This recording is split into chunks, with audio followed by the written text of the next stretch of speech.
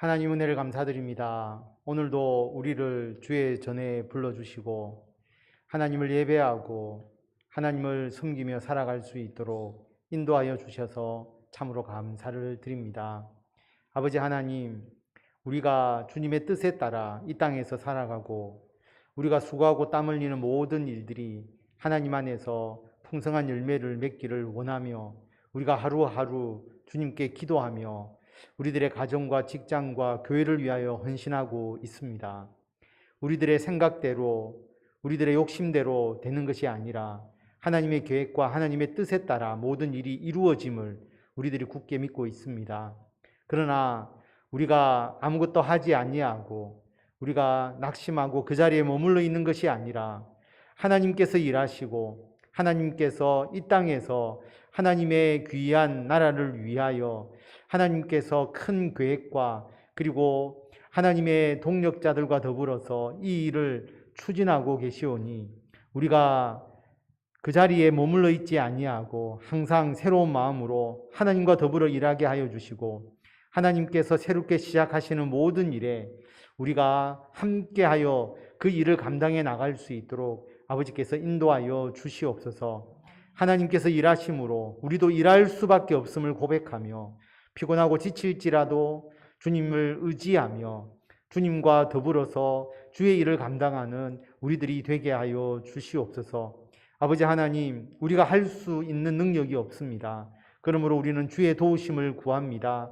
늘 기도하고 주의 말씀을 붙잡고 성령의 충만한 역사를 우리가 온전히 의지하며 나아갑니다. 우리가 행하는 모든 일에 하나님께서 함께하여 주셔서 좋은 열매가 있게 하여 주시고 특별히 금년도에 계획하고 추진하는 모든 일들이 풍성한 결실의 계절 가을을 맞이하여서 하나님께 추수에 대하여 풍성한 감사를 올려드릴 수 있도록 우리가 기도하고 애쓰는 모든 일에 좋은 열매가 맺혀지도록 하나님께서 인도하여 주시옵소서.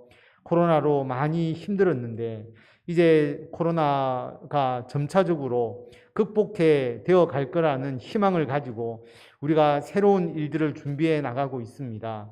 우리들의 일상생활이 정상적으로 돌아올 수 있도록 우리가 기도하며 준비해 가고 있사오니 아버지 하나님, 우리가 깨달은 이 교훈을 오직 하나님의 영광을 위하여 더욱더 잘 사용할 수 있도록 우리가 새롭게 돌아오는 일상이 우리들의 영혼을 더욱더 하나님께로 가까이 나아가고 주의 복음을 전하고 주님을 위하여 헌신하는 귀한 일상이 되게 하여 주시고 오히려 하나님을 대적하거나 육체적 욕망에 사로잡혀 살아가는 어리석은 삶이 되지 않도록 주님께서 함께하여 주시기를 간절히 빌고 원합니다.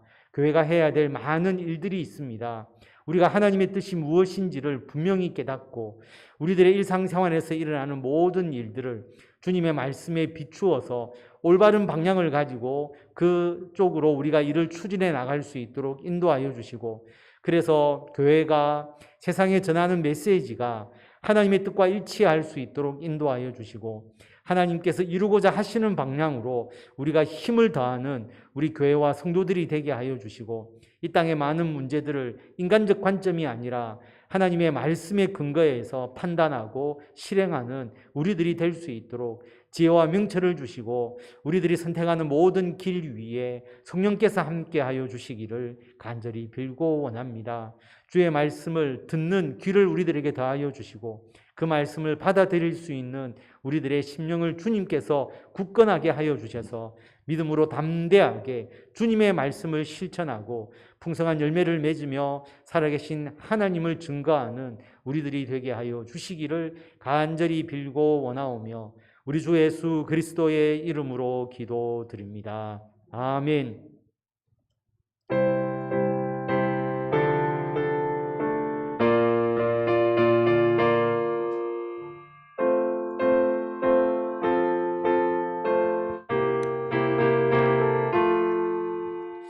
나 이제 주님의 새 생명 얻은 옛것은 지나고 새 사람이로다. 그 생명 내 맘에 강같이 흐르고 그 사랑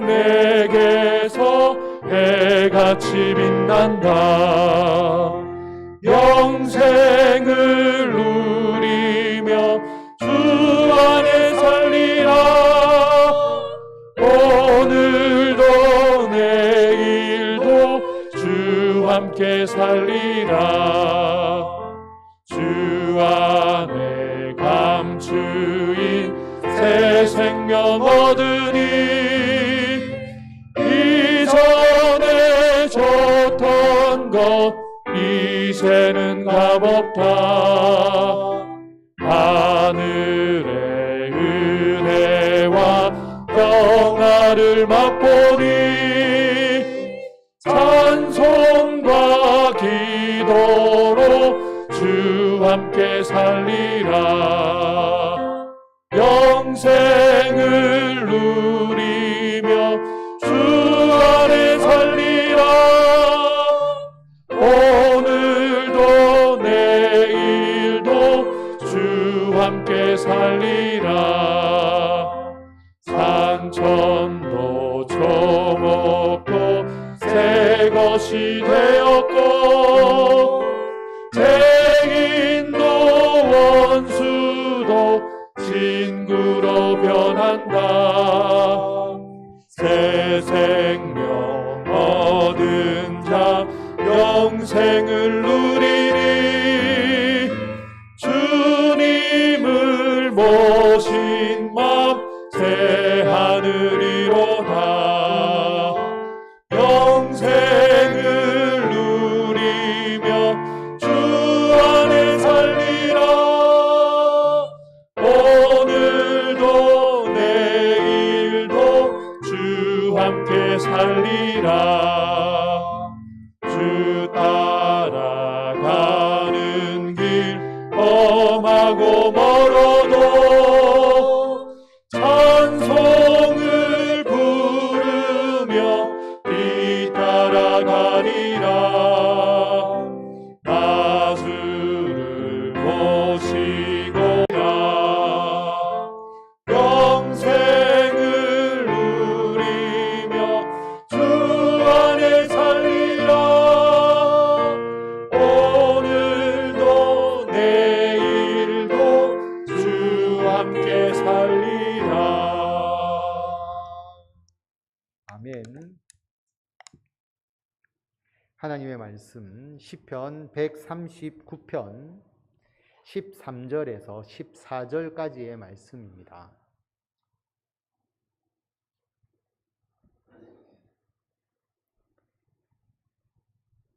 시편 139편 13절 14절 말씀 두 절이니까 다 같이 이 말씀을 나누도록 하겠습니다. 다 같이 봉독하도록 하겠습니다. 주께서 내 내장을 지으시며 나의 모태에서 나를 만드셨나이다. 내가 주께 감사하옴은 나를 지으심이 심히 기묘하심이라. 주께서 하시는 일이 기이함을 내 영혼이 잘 아나이다. 아멘. 하나님이 모태에서 나를 만드셨다라는 주제로 하나님의 말씀을 같이 나누도록 하겠습니다.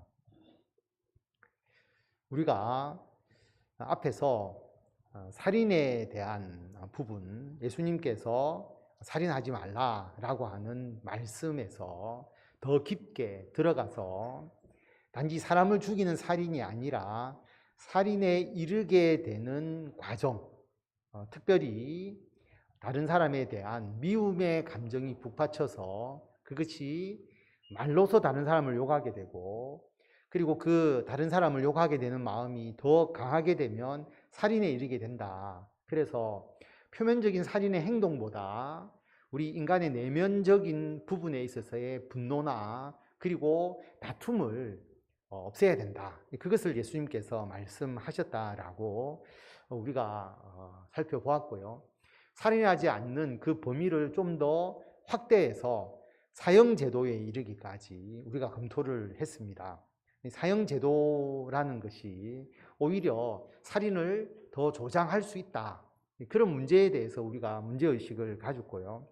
오늘은 낙태에 대한 이야기를 하고자 합니다.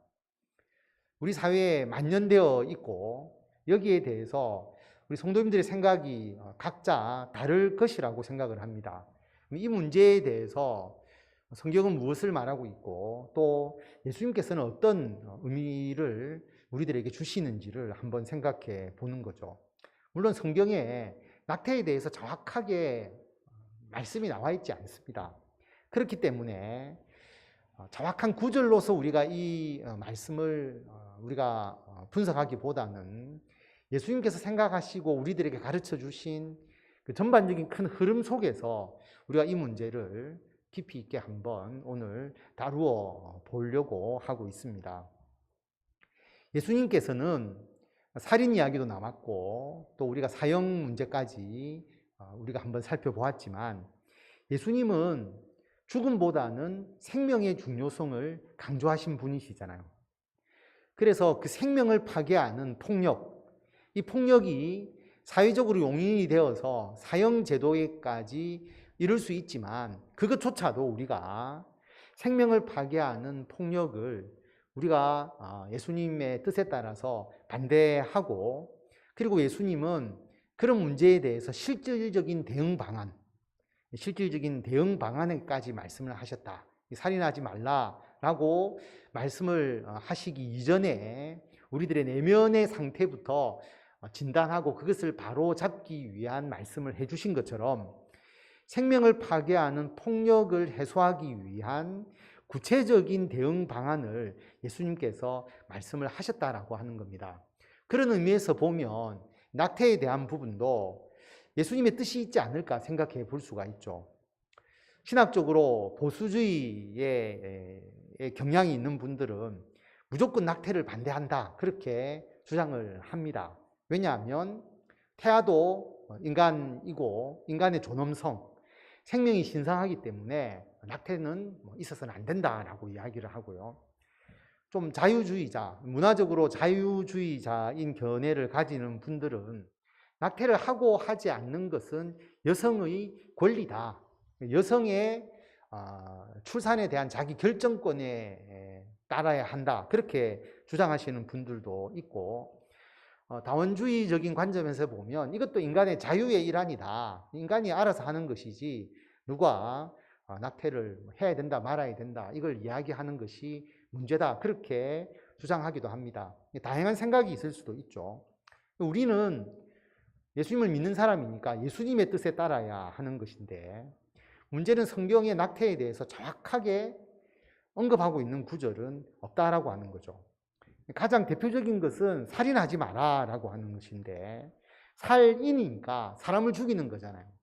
그 태아를 한 인간으로 볼 수 있느냐, 이게 지금 많이 논쟁이 되고 있는 겁니다. 여러분도 한번 생각해 보십시오. 태아를 언제까지 어디서부터 사람으로 볼 수 있느냐, 쉽게 말하면 몇 주부터 인간으로 취급해야 되느냐, 이런 부분이죠. 여기에 대해서 여러 가지의 주장이 사실 있습니다. 하나님께서 사람을 만드실 때 생기를 코에 불어넣으셔서 사람을 만드셨잖아요.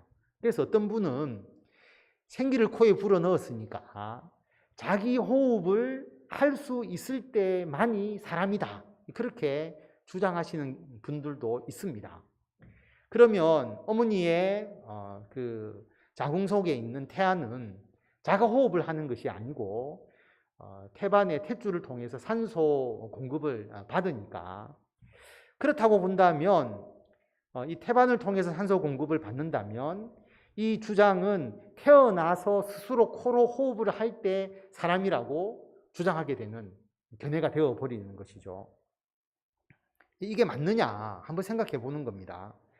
그 다음에 출애굽기 21장에 보면 사람이 서로 싸우다가 임신한 여인을 쳐서 낙태하게 하였으나 다른 해가 없으면 그 남편의 청구대로 반드시 벌금을 내되 재판장의 판결을 따라낼 것이니라, 이런 율법이 있습니다. 낙태를 했을 때에 보통은 생명을 잃게 하면 생명은 생명으로, 눈은 눈으로, 이는 이로, 그렇게 되어 있잖아요.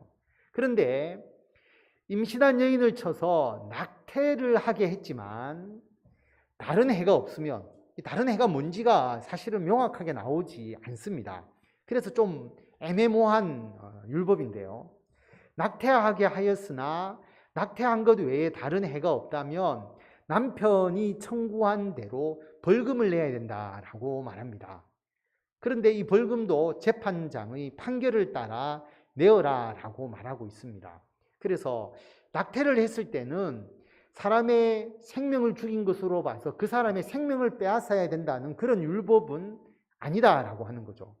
그러나 벌금을 내도록 한 것으로 볼 때에 낙태한 것에 대한 징벌적 요소는 분명히 있다는 거죠.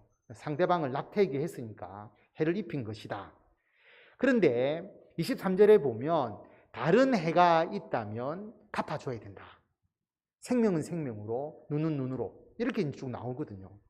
그래서 이 생명은 생명으로라고 하는 것을 태아에 대해서 이야기하느냐 아니면 산모가 죽거나 다쳤을 때를 이야기하느냐 논란이 있을 수 있지만 문맥상으로 보면 낙태를 하게 했다면 그리고 산모나 다른 사람에게 해가 없었다고 하면 벌금을 내게 하고 산모가 죽거나 다쳤다면 거기에 대해서 동등 보상으로 생명은 생명으로 눈은 눈으로 이런 식으로 거기에 대해서 대갚도록 하는 것이 이 율법의 의미가 아닐까라고 생각해 볼 수가 있습니다.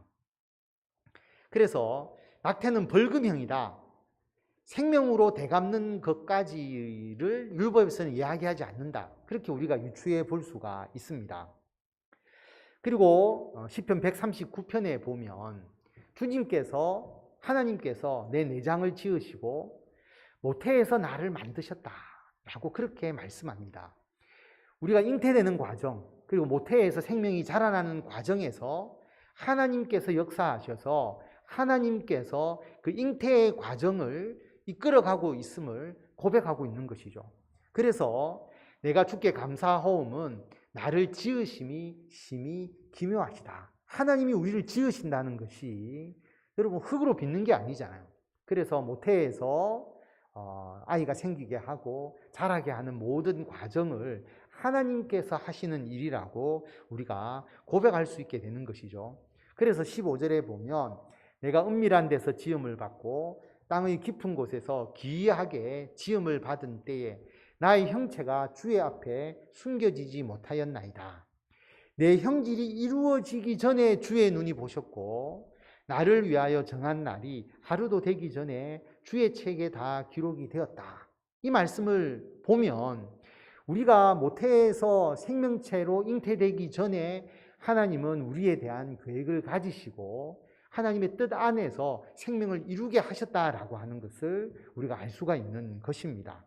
그래서 사람의 생명이 잉태되는 것이 하나님의 뜻과 역사다라는 것은 분명하게 성경이 말합니다. 그런데 모태에 있는 태아가 인격적인 존재냐라고 하는 것을 여기서 이야기하는 것은 아니다라고 하는 것이죠.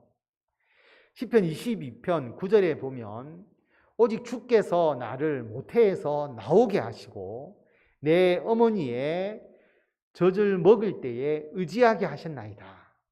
내가 날 때부터 주께 맡긴 바 되었고 모태에서 나올 때부터 주는 나의 하나님이 되셨다라고 말합니다. 아주 보수주의적인 사람들은 주께서 나를 모태에서 나오게 하셨다는 것을 모태에서 잉태된 것으로 해석을 해버리는데 그러면 잉태되는 순간 나가 되는 것이죠. 그런데 이 성경은 그런 구절은 아니고요. 모태에서 나오게 하시고 내가 날 때부터 주가 나의 하나님이 되셨다라고 하니까 오히려 이 구절은 태어날 때에 내가 인격적 존재가 되고 하나님이 나의 하나님이 되셨다라고 하는 의미로 이해될 수가 있습니다. 그래서 명확한 구절을 찾기는 어렵고 우리가 곰곰하게 생각을 해보면 세례 요한의 잉태 사건이 있고 예수님의 잉태, 예수님께서 이제 수태하실 것임을 고지하는 천사가 마리아에게 알려주는 내용이 나오잖아요. 그 내용을 보면 태어났을 때 세례 요한이나 예수 그리스도에 대한 의미를 주는 것이 아니고 태어나기 전에 그리고 잉태되었을 때 분명히 예수님에 대한 존재에 대해서 말씀을 하셨다라고 하는 것이죠. 그래서 태중에 있을 때에 이미 역할이 부여된 겁니다. 세례 요한의 역할이 부여가 되고 예수님이라고 하는 역할이 부여된 것이다. 예수님의 성육신이 마리아의 몸에서 태어나고 난 이후부터가 성육신이냐 아니면 마리아가 잉태하는 시점에서의 상태가 성육신이냐, 이것을 우리가 한번 생각해 볼 필요가 있는 것이죠. 태어나야 성육신이다, 그렇게 주장할 수도 있지만 성경을 자세히 보면, 누가복음을 읽어보면 세례 요한이든지 예수님이든지 잉태하는 그 순간에 이미 그 역할에 대해서 규정이 되고, 예수님의 성육신이라는 것을 포괄적으로 보면 잉태하는 순간에 이미 예수님의 성육신적 의미가 이미 정해져 있는 것으로 보여지는 것이죠.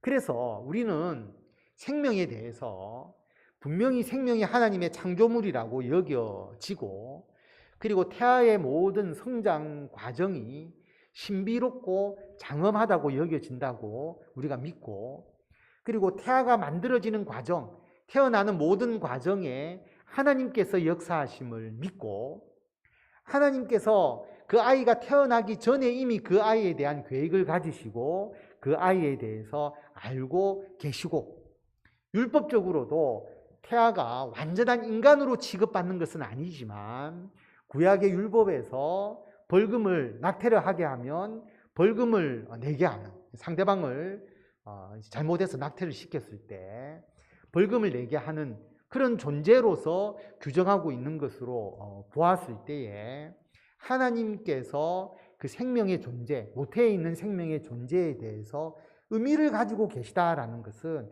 우리가 분명히 알 수가 있고, 이것은 부인할 수가 없는 것이다 라고 하는 겁니다. 물론 낙태하고 유사한 경우가 있잖아요. 자연적으로 유산되는 경우도 있잖아요. 그럼 낙태와 자연 유산이 같으냐 다르느냐, 이런 부분도 여러분들이 한번 생각해 볼 필요가 있죠. 내가 낙태시킨 게 아니고 자연적으로 유산이 되는 경우는 그럼 어떤 경우냐? 그건 다르죠. 우리가 자연적으로 자연사를 하는 경우가 있고, 그 다음에 살인이라는 것은 우리가 그 사람을 의도적으로 죽이는 것이잖아요. 그래서 자연유산적 개념과 낙태의 개념은 다르다. 이것은 우리가 분명히 구분할 수 있을 것이고, 낙태라는 것은 사람이 의도적으로 그 태아의 생명을 죽이는 것이기 때문에 자라나는 생명에 대한 하나의 폭력적인 파괴다, 그렇게 우리가 볼 수가 있습니다. 어떤 분은 생물학적인 인간, 그러니까 태아로서 존재하는 생물학적인 인간과 그 다음에 인격적 인간, 정말 사람으로서 우리가 대우해야 되는 인격적 인간을 구분하자. 그래서 처음에는 인격적인 인간으로 보기 어렵지 않느냐, 이제 몇 주까지는 그렇게 생각하면서 생물학적 인간과 인격적 인간을 구분하는 경우가 있는데요, 그렇게 했을 때 발생하는 문제가 있습니다. 잘 생각해 보시면, 그러면 임신했을 때 몇 주까지를 생물학적 인간으로 보고 몇 주부터 비로소 인격적 인간으로 볼 것인가, 그 논쟁이 있게 되는 것이죠. 그럼 몇 주까지는 낙태를 해도 되고 이게 하나님 앞에 이게 범죄하지 않는 것이고, 몇 주부터는 범죄하는 것이다, 이렇게 나누어야 되는데 누구도 그 기준을 정하기가 어렵다는 거죠. 하루가 모자라기 때문에 이게 낙태의 문제가 되는 거고, 하루가 또 모자라기 때문에 어떤 경우에는 낙태도 괜찮고, 이렇게 돼버리면 사실은 굉장히 문제가 있게 되는 것이죠. 몇 주부터가 인격성을 가지느냐 하는 것을 검증한다는 것은 사실은 불가능합니다. 사람마다 다를 수도 있지 않겠어요? 어떤 아이는 똑같이 몇 주라고 딱 기준을 세웠을 때에 이미 그 전에 인격성이 생기는 경우가 있을 수도 있고 또 아닐 수도 있거든요. 이게 굉장히 애매모호한 부분들이 있다라고 하는 겁니다. 그래서 이걸 인간이 자꾸 구분하기보다는 오히려 우리가 포괄적으로 임신을 했다라고 우리가 인지하고 또 판정을 받고 난 이후부터 그때는 인격적으로는 분명히 충분하지 않는 존재다라는 것을 인정하고, 인격적이지 않잖아요. 생물학적인 존재이지만 그래도 사람의 성장 과정이라는 것이 딱 이렇게 두부못 자르듯이 구분할 수 없고 연속적이라고 본다면 우리는 그걸 구분하지 말자. 연속적으로 그냥 보자는 것이죠. 그래서 임신을 했을 때부터 태어날 때까지의 모든 과정을 생물학적과 인격적인 존재의 구분 없이 그냥 과도하게 인격성을 부여하는 것이 오히려 낫지 않느냐. 그렇게 보자라고 하는 것이죠. 왜냐하면 여러분 구원을 받느냐 구원을 받지 못하느냐 하는 문제도 딱 우리가 두부 못 자르듯이 딱 정하기가 어렵잖아요. 우리가 판단할 수 있는 게 아니잖아요. 그런데 구원을 받는 쪽으로 우리가 다시 말하면 교회 공동체에 포함이 되고 언약 공동체, 믿음의 공동체에 포함이 됩니다라고 포괄적으로 포함을 하는 것이 나은 것인지, 아니면 당신은 언약 공동체에 들어올 수 없습니다라고 배제시켜서 좁은 의미의 언약 공동체로 나아가는 것이 맞는지를 생각해 보면, 우리가 그 경계선에서 애매모호한 분들이 있지만 그분들을 구원의 공동체 안에 포함시키고 다시 구원받은 우리와 같은 백성으로서 우리가 그들을 이끌어주고 포용해 나가는 것이 타당하다고 본다면, 이 문제에 있어서도 과도하게 인격성을 배제하면서 낙태의 범위를 늘려가는 것보다는 오히려 과도하게 인격성을 부여하면서 생명의 소중함을 알리고 낙태를 금지하는 쪽으로 더 비중을 두는 것이 오히려 예수님의 뜻에 맞지 않을까라고 우리가 생각해 볼 수가 있습니다. 그게 분명한 주님의 뜻이다라고 우리가 충분히 생각할 수가 있는 것이죠. 그래서 태아를 실제적인 인격성으로 보기는 어렵습니다. 특히 초기에는 더욱더 그렇죠. 그런데 우리는 실제적 인격성이 아니라 잠재적 인간성을 가진 존재라고 보자는 거죠. 잠재적 인간성을 가진 존재지만 그것도 귀하다라고 하는 겁니다. 왜냐하면 여러분, 우리가 실제적 인격성을 가진 존재만 진짜 인간이라고 평가를 해버린다면 문제가 발생할 수 있는 경우가 있죠. 치매에 걸려서 전혀 인격적인 행동을 하지 못하는 분들도 있을 수 있고, 그 다음에 내사 상태에 빠지거나 그렇게 되어서 실제로 인격적인 존재라고 보기 어려운 사람들의 생명은 함부로 취해도 된다라는 쪽으로 해석이 돼버릴 수 있잖아요. 그래서 이 인격성이라는 게 잘못 적용되게 되면 우리가 성인들 중에서도, 그리고 특별히 지적 장애를 가지거나 그 다음에 우리가 정신적으로 또 신체적으로 문제가 있는 사람은 우리가 인격적 존재로 대하지 않아도 된다는 쪽으로 나가버릴 수 있기 때문에 이 부분은 굉장히 조심하게 적용을 해야 합니다. 그래서 잠재적 인간성을 가진 존재라고 해도 그 생명은 귀하다, 하나님께서 주신 생명이다라고 생각하는 것이 필요하고요. 현실적으로 생각해 봐도 여러분, 아이가 태어날 때 우리가 기쁨을 느끼기도 하지만 잉태되었다는 이야기를 들었을 때만 해도 마음에 기쁨이 있잖아요. 생명이 있다라고 하는 것. 특히 여성분들, 출산을 경험해 보신 분들의 그 어머니의 마음을 보면 아이를 낳았을 때도 굉장히 기쁘지만 나의 몸속에 자궁에 생명이 잉태되고 생명이 자랄 때도 분명히 기쁨이 있게 되고요. 그 다음에 자연유산을 경험하신 분들은 태어나기 전의 아이지만 유산이 되었을 때 그 슬픔과 아픔이라는 것을 여성이 경험하는 것을 보면 실제로 태어났느냐 나지 않았느냐는 문제 이전에 여성의 몸 속에 여성의 그 자궁 속에 아이가 있는 그 존재만으로도 이미 하나의 생명으로서 여기고 있다는 것을 알 수가 있는 것이죠. 그래서 현실적으로 봐도 우리가 임신의 상태를 잠재적 인간성을 가진 존재고, 그리고 이들의 생명을 귀하게 여겨야 된다라고 우리가 주장할 수 있게 되는 겁니다.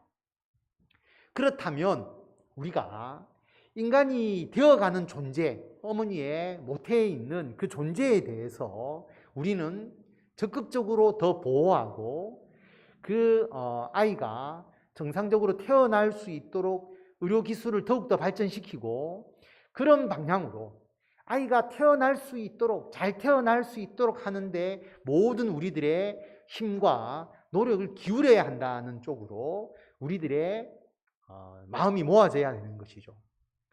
그런데 낙태가 정당하다는 것을 이야기하려고 하면 왜 그 생명을 죽여야 되느냐, 내가 그 생명을 죽여도 된다라고 하는 것을 입증을 해야 되잖아요. 그 입증의 책임을 누가 가져야 되느냐, 낙태하는 사람, 또 낙태를 찬성하는 사람, 또 그렇게 하는 의사가 왜 이 생명을 죽여야 되느냐에 대한 것을 입증해야 되는데 사실은 입증하기가 어렵죠. 그래서 우리가 한 생명을 하나님께서 계획하시고 그 생명이 태어나도록 이렇게 이끌어 주신다면, 하나님의 계획 속에서 어떤 사람은 장수하고 어떤 사람은 짧은 인생을 사는 것, 우리가 선택할 수가 없잖아요, 생명에 대해서. 그래서 어떤 생명체는 유산을 하고 어떤 생명체는 태어나는지에 대해서는 우리가 선택할 수가 없어요. 이것은 하나님께서 우리들의 수명의 차이처럼 하나님께서 정하시는 것이라고 본다면 그건 하나님의 선택에 맡기고, 우리가 하나님에 대해서 거역하지 않도록 한다면 폭력적 살인이 문제가 되는 것처럼 이 낙태도 하나님의 통치에서 벗어나는 생명 파괴라고 하는 큰 범위 내에서 이 문제를 다루어야 된다는 것을 알 수가 있습니다. 그래서 모든 살인이 죄다. 그리고 살인을 하지 않도록 우리가 가르쳐야 되겠죠. 물론 여러분, 강론으로 들어가면 살인에 대한 여러 가지의 조건이 있다라고 말씀을 드렸으면, 성경에도 보면 내가 의도적으로 살인한 게 아닌데 도끼로 나무를 찍다가 도끼날이 날아가서 사람을 죽이게 한다든지 다양한 사고로 인한 그런 사람의 죽음에 이르게 하는 과정들이 성경에 나와 있거든요. 그런 것을 살인으로 다 처벌하지 않습니다. 우리 죄 많은 인간의 세상에서 여러 가지의 요소들이 있을 것입니다. 그런데 자, 이런 살인은 괜찮고 이런 살인은 괜찮다라고 우리가 교육을 하게 되면 살인을 정당화해 버리게 되니까 십계명에는 조건을 달지 않았습니다. 무조건 살인하지 마라라고 기본 전제를 깔고, 그 다음에 그 살인에 대한 부분들에 대해서 여러 가지 예외적 조건이나 이런 상황들을 이야기를 하는 것이죠. 그렇게 가는 것이 맞다라고 하는 겁니다. 그래서 낙태를 정당하기 위한 여러 가지 조건을 다 달기보다는 기본적으로 낙태는 하지 않아야 된다라고 하는 전제 조건을 우리가 정하고, 그리고 낙태가 일어나는 여러 가지 조건들을 우리 인간의 죄로 인한 결과로 보고 살인하지 않듯이 낙태에 대한 부분들을 우리가 올바로 다루어 나가는 것이 필요하다라고 하는 것입니다. 현실적으로 제가 통계를 다 찾아보지는 않았지만 낙태가 일어나는 가장 대부분의 것이 원하지 않는 임신으로 인한 것이잖아요. 여러 가지 상황이 있을 수 있겠죠. 임신을 해서는 안 되는데 임신을 해서 이게 평판의 문제, 어떻게 우리 가정에서 또는 우리의 자녀가 또는 내 아내가 이런 여러 가지의 조건에 의해서 원하지 않는 임신, 그다음 아이를 낳았을 때 키울 수 없는 상황, 어떻게 키우느냐, 그렇기 때문에 키우지 못하기 때문에 낙태를 하는 경우도 있고요. 직장 생활을 하고 생계를 유지해야 되는데 원하지 않는 임신이 되어서 그런 문제, 그 다음에 여러 가지 인간적 관계적인 문제, 여러 가지의 이유가 사실은 있습니다. 여러분들이 알 수가 있는 것이죠. 그런데 역으로 이야기하면 그게 과연 낙태에 대한 이유가 될 수 있겠느냐라고 하는 거죠. 하나의 생명이라는 관점에서 보면 여러 가지의 이유를 우리가 댈 수 있겠지만 그것이 진정하게 낙태의 이유가 될 수 있겠느냐라고 하는 겁니다. 한 목사님이 쓴 책을 보면 그 목사님이 아시는 분이 임신 2개월 때 그 산모가 홍역이 발생했습니다. 근데 산모가 홍역이 걸리게 되면 태아에게 장애가 발생할 수 있는 여지가 많이 올라간대요. 저도 잘 모르겠는데 그렇게 이야기를 합니다. 그래서 유산을 해야 되느냐, 이제 낙태를 해야 되느냐 말아야 되느냐 수많은 고민 끝에 결국은 이제 출산을 했습니다. 출산을 하고 나고 보니까 실제로 그 아이가 심장에 문제가 있는 거예요. 4살 때까지는 웅얼거리는 것조차도 제대로 하지 못하는 상태. 그리고 4살 때에 비로소 아빠라는 이야기를 처음 했다라고 하는 겁니다. 그리고 사물의 이름을 가르치는데 1년을 쏟아 부었다라고 하는 거죠. 그런데 그 아이가 자라나서 학사와 석사 과정까지 이수를 하고, 물론 체구도 작고 수술도 12번이나 받았대요. 지금도 장애를 가지고 있는데, 그럼 그 아이가 자라나는 데까지 걸리는 모든 과정에서 그럼 그 가족만이 역할을 했느냐? 그렇지 않다라고 하는 거죠. 선진국이었기 때문에 그 아이가 있기까지 수많은 돌봄들, 의사와 특수교사와 보육교사의 도움을 받아서 부모가 키운 것이 아니라 그 사회가, 일종의 언약적 공동체가 그 아이를 키웠다라고 할 정도로 그 아이가 커서 하나님의 귀한 일을 할 수 있도록 그 역할을 만들어 주었다라고 하는 것이죠. 그래서 여러분, 어떤 질병이 있기 때문에, 유전적 질환이 있기 때문에 낙태를 하는 것이 맞습니다라고 의사나 또 사회에서 그것을 이야기를 하게 된다면, 여러분, 어떤 병은 낙태를 시켜야 되고 어떤 병은 시키지 않아야 되느냐, 이것을 누군가는 판정을 해줘야 되는 문제가 발생하고, 거기에서 인간의 존엄성은 상당히 문제가 되게 되고요. 아프거나 장애가 있는 사람은 태어나서는 안 된다라는 생각을 가지게 되고, 그러면 살아있으면서 어떤 장애나 몸의 질병이나 심각한 문제가 있는 사람은 죽어도 된다라고 하는 생각으로 우리가 비춰질 수 있기 때문에 이 부분을 쉽게 생각해서는 안 된다라고 하는 거죠. 태아가 장애가 있다고 한다면 그것을 낙태를 하도록 하는 것이 아니라, 그 아이를 낳고 우리 사회가 그 아이를 어떻게 장성하도록 키워나갈 것인가에 대해서 사회가 더 많은 관심을 가지고, 거기에 대해서 사회가 노력을 해줘야 되는데, 거기에 대해서는 관심을 가지지 않고 쉽게 낙태를 통해서 이 문제를 해결하자고 우리 사회가 방향을 정한다라고 한다면 인간의 존엄성에 심각한 문제가 발생할 수 있게 된다라고 하는 겁니다. 특히 교회에서 우리 그리스도인들이 낙태는 죄다, 낙태하는 사람에게 죄로만 여기게 하고 그것을 비난을 하는 것이 아니고, 낙태를 하게 만드는 그 사회적인 원인, 그 원인을 우리 교회와 또 우리 성도들과 우리 온 사회와 국가가 그것을 해결해 주고 거기서 벗어날 수 있도록 먼저 해줘야 한다라고 하는 거죠.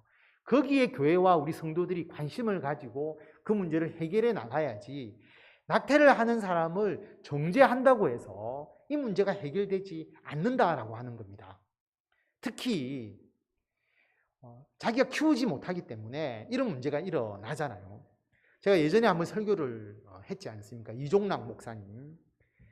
베이비박스를 우리나라 최초로 도입을 했죠. 10년 동안 한 1,500명 이상의 생명을 살렸습니다. 그런데 아이는 낳았는데 비판적 목소리는 왜 아이를 베이비박스를 만들어서 아이를 유기하게 만드느냐, 그렇게 이야기를 하지만 베이비박스가 없었다면 죽을 수밖에 없었던 아이를 1,500명 이상 살려놓은 것이죠, 실제로 보면. 그래서 그 목사님이 주장하는 것은 비밀 출산 제도를 도입하자.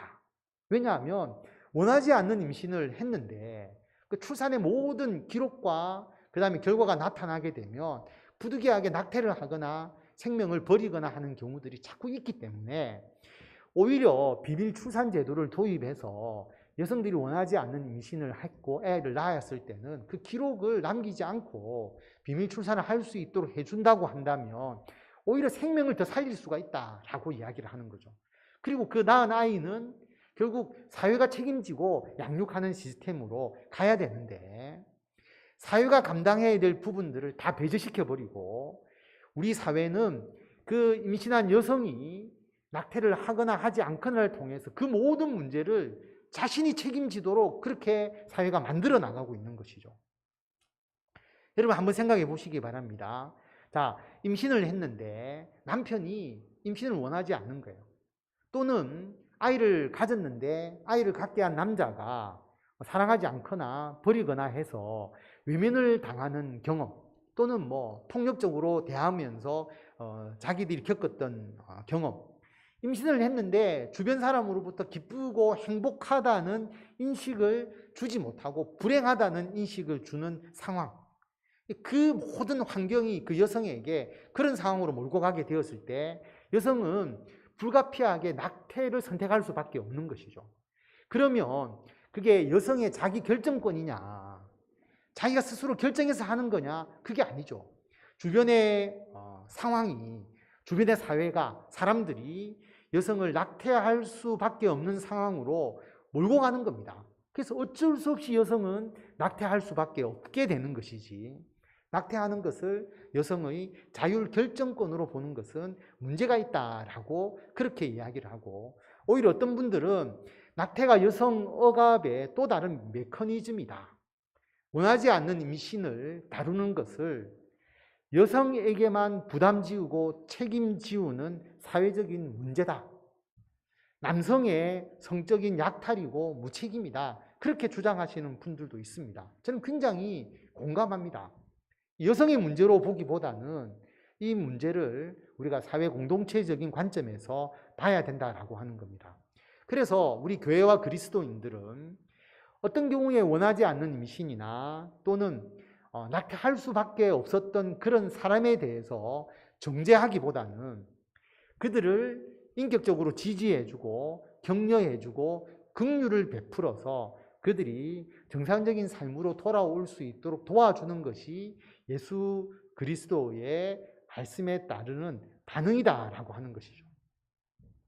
교회가 너무나 좀 잘못된 방향으로 몰아가는, 낙태하는 사람들에게 유아 살해자다라고 정죄하는 것이 아니고, 왜 사회 구조적으로 인간적인 관계에서 그렇게 될 수밖에 없었느냐 하는 것을 우리가 공감하면서 먼저 눈물을 흘려주고 긍휼을 우리가 베풀어주는 마음이 있어야 그런 주변의 환경들을 우리가 변화시키기 위해서 우리가 노력을 해줄 수가 있다라고 하는 겁니다. 미국의 한 고등학교에서 기부에 의해서 임신한 그 학생들을 대상으로 하는 치유와 회복 프로그램을 진행을 한다고 합니다. 임신을 했는데 학생이 문제가 있잖아요. 그런데 그 학생이 학교를 결석하지 않도록 하고 정상적인 산부인과 진찰을 받도록 도와주고, 그리고 그 관련된 학생이, 남자 학생과 여자 학생이 또 다른 그런 유사한 10대 임신이 일어나지 않도록 예방하는 프로그램을 만들어주고 받게 하고, 그래서 아이가 건강하게 출산하도록 이끌어주고, 그리고 그 이후에는 다시는 그런 임신이 일어나지 않도록 성공적으로 학업을 마칠 수 있도록 도와주는 것이죠.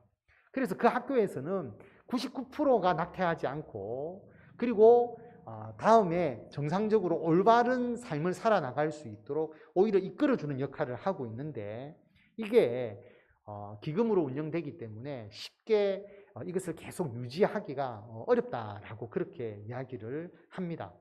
그래서 우리 교회는 우리가 다 할 수 없지만 우리 사회가 이런 방향으로 나갈 수 있도록 우리가 더욱더 노력을 해야 되고, 또 가장 중요한 낙태가 발생될 수 있는 조건을 방지하는 것이죠.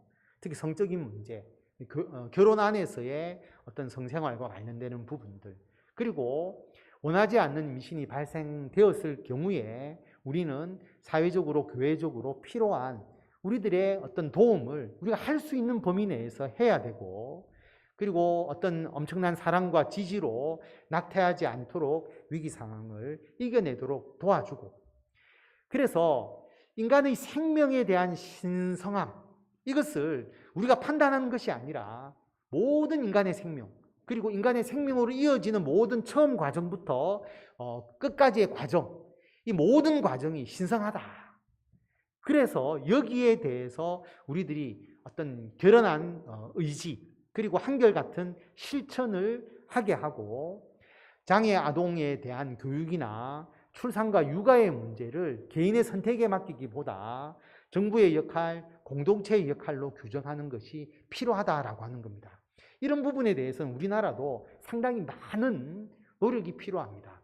임신과 출산에 대한 것을 국가적인 관심으로 우리가 가지고 거기에 대해서 필요한 모든 어떤 그 의료적 서비스, 그러니까 아이가 예를 들어서 이제 모태에서 어떤 그 어려움이 있을 때 그 모든 출산에 관련된 그 의료적인 그 비용을 국가가 제공해야 되는데, 이것도 의료보험의 한계가 있어가지고 아이를 낳고 싶어도 비용이 너무 많이 들어서 하지 못하게 되는 이런 부분들이 있더라고요. 이번에 우리 교회에서도 이제 방금만 집사님 손녀를 낳을 때 그런 문제가 이제 있었죠, 실제로.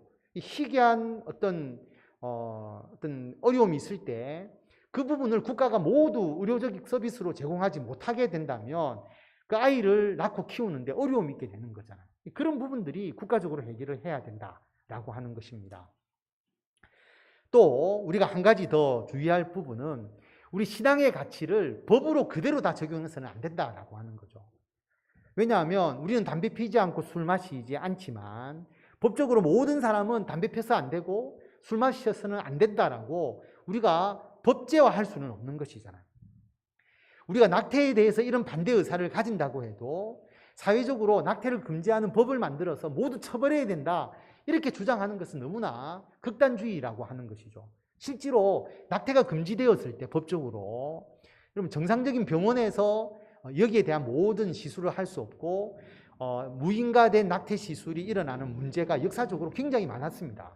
그래서 이것을 법적으로 강제해야 된다 이렇게 주장하기보다는 우리 인간의 죄된 본성이 있기 때문에 법적으로 해결하는 문제는 단계적으로 우리가 갈 수밖에 없지만 그건 인정해 줘야 될 부분도 있지만 임신과 관련된 모든 문제를 여성에게 지우는 우리 사회적 폭력, 그리고 여성이 남성과 여성의 성적 무책임에 대한 개인적, 도덕적, 사회적 비용을 오직 여성만이 감당해야 된다라고 하는 그런 문제, 이런 부분에서 우리가 다시 한번 이 문제를 생각하고 낙태하지 않고도 정상적인 삶이 가능하다는 것을 우리 신앙 공동체와 우리 사회가 보여주어야 한다. 그래야 진정한 의미에서의 인간에 대한 존엄성을 회복할 수 있다.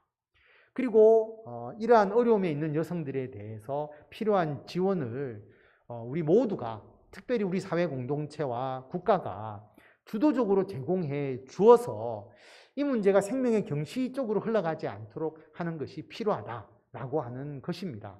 그래서 예수님께서 우리들에게 주시는 이 생명의 귀한 가치, 그리고 예수님께서 실천 방안으로 제시하신 것, 살인하지 말라, 이 법이 중요한 것이 아니라 살인에 이르지 않도록 하기 위해서 우리들의 언어적인 습관, 그 이전에 우리들의 내면에 있어서의 어떤 분노와 다툼을 제거해야 살인에 이르지 않게 된다고 말씀하시는 것처럼 낙태하지 말라라고 하는 여기에만 초점을 맞추지 말고 낙태에 이르게 하는 그 모든 요소들을 우리가 먼저 해결하고 주님의 뜻에 따라 이것을 바로잡아 나가는 방향으로 우리 공동체와 우리 사회와 국가가 함께 노력하도록 우리 그리스도인들이 지혜를 모으고 그것을 추진해 나가는 것이 필요하다라고 하는 것을 기억하시고 주님의 뜻을 우리들이 온전히 적용하고 실천해 나갈 수 있도록 기도하시고 함께 힘쓰시는 성도 여러분들이 다 되시기를 바랍니다. 기도하겠습니다. 하나님 은혜를 감사드립니다. 우리가 너무나 또 당연하게 생각하고 또 우리 주변에서 많이 일어나는 일들에 대하여서 과연 하나님의 뜻이 무엇인지를 다시 한번 생각해 보게 됩니다. 어렵고도 너무나 단순한 주제이지만 우리들의 삶에서 일어나는 이 문제를 어떻게 해결해 나가야 하는지 주님의 뜻에 맞추어서 우리가 다시 한번 생각해 보게 하여 주시고, 무엇보다도 한 명의 생명을 그렇게 귀하게 여기시는 주님의 뜻을 우리들의 삶에 온전히 실천하고 이루기 위해서 우리가 어떻게 해야 하는지, 어떤 방향으로 나아가야 하는지를 분명하게 다시 한번 생각하고 우리 사회에서 이러한 방향으로 하나님의 뜻이 이루어지도록 노력하는 우리들이 되게 하여 주시기를 간절히 빌고 원하오며 우리 주 예수 그리스도의 이름으로 기도드립니다. 아멘.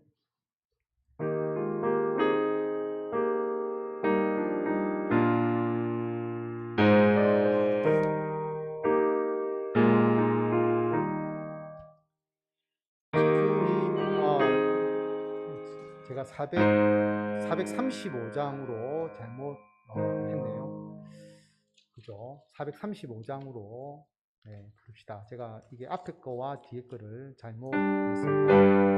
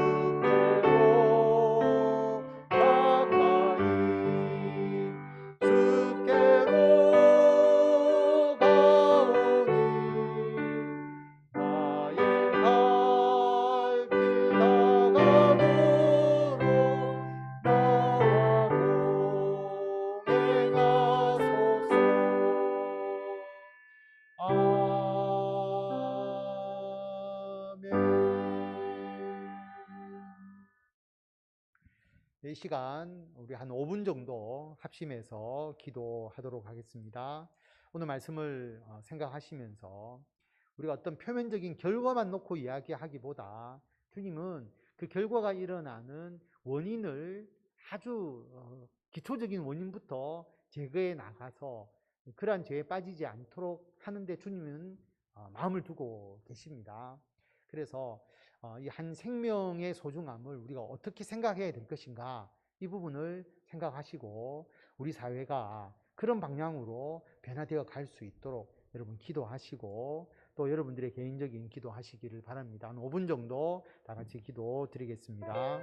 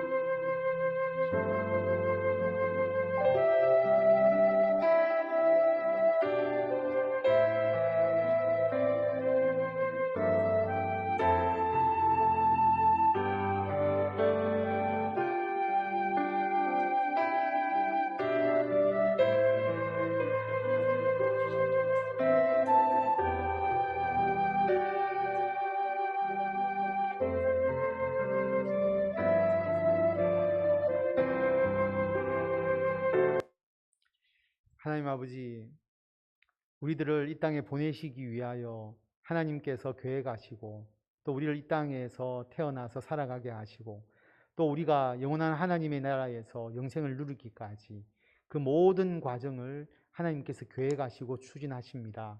우리 인간의 죄로 인하여서 그 과정에 어떤 단절이 일어나지 않도록 그 모든 과정을 하나님께 맡기는 우리들이 될 수 있도록 주님께서 인도하여 주시고, 그리하여서 하나님의 뜻을 우리가 이 땅 가운데서 이루어내고 그 한 생명의 소중함을 우리가 다시 한번 우리들의 심령에 새기고, 어떠한 경우에도 그 생명을 우리가 해하는 일들이 일어나지 않도록 하나님께서 인도하여 주시고 역사하여 주시기를 간절히 빌고 원합니다. 아버지 하나님, 우리가 죄를 지은 자를 정죄하기 이전에 그들이 죄를 짓지 않도록 우리가 그 환경을 바꾸어 나가고 그들의 심령을 변화시켜 나가는 것이 너무나 중요하다는 것을 주님께서 우리들에게 말씀하여 주셨사오니, 우리가 긍휼과 사랑의 마음을 가지고 그런 사회적인 여러 환경들을 바로잡고, 그리고 그 속에서 하나님의 뜻에 합당한 모든 일들이 일어날 수 있도록 만들어 나가는데 더욱더 힘을 쓸 수 있도록 인도하여 주시고, 우리가 이 모든 것을 완성할 수 없지만 우리 그리스도인들이 행하고 그리고 그것을 추구해 나가는 모든 방향이 오직 하나님께 영광이 되고 하나님께서 기뻐하시는 일이 될 수 있도록 주님께서 인도하여 주시고, 이 모든 일을 주님의 말씀 안에서 행하면서 우리가 행하는 모든 일에 힘을 얻게 하여 주시고, 우리가 능력을 얻게 하여 주시고, 그리고 주께 감사하며 영광 돌릴 수 있도록 주님께서 인도하여 주시옵소서. 마음의 상처를 입고 어려움을 겪고 있는 성도들, 주님께서 그 마음을 위로하여 주시고, 특별히 몸이 아파서 그 질병으로 인하여서 또 병의 치유로 인하여서 주께 기도하고 간구하는 그 기도에 주님께서 응답하여 주셔서 깨끗하게 치료하여 주시고 건강하게 하여 주시고, 비록 우리들의 몸과 마음에 질병이 있다 할지라도 그것조차 감사하며 하나님을 위해서 쓰겠다, 쓰임을 받겠다는 마음으로 온전히 믿음으로 나아가는 우리들이 되게 하여 주셔서, 우리가 건강할 때나 아플 때나 실패할 때나 성공할 때나 하나님을 찬양하고 하나님께 감사하며 하나님께 영광 돌리는 우리들이 되도록 주님께서 인도하여 주시옵소서. 오늘도 주님 앞에 나와 기도하고 주님의 뜻을 이루기 위하여 땀 흘리며 수고하는 우리 모든 성도들 하나님께서 지켜주셔서 아름답고 풍성한 열매를 맺을 수 있도록 주님께서 역사하여 주시기를 간절히 빌고 원하오며 우리 주 예수 그리스도의 이름으로 기도드립니다. 아멘. 우리 주 예수 그리스도의 은혜와 하나님의 무한하신 사랑과 성령님의 감화, 감동, 교통케 하심이 하나님의 뜻에 따라서 한 명의 생명을 귀하게 여기고, 그리고 그 생명의 존엄성을 해치는 모든 환경들을 하나님의 말씀에 따라 바로잡기를 원하며, 우리 모든 사회 공동체가 그 생명의 귀중함을 함께 나눌 수 있도록 기도하며 애쓰고 그리고 수고하기를 원하는 모든 성도들 위해 지금부터 영원토록 함께 하시기를 간절히 축원하옵나이다. 아멘.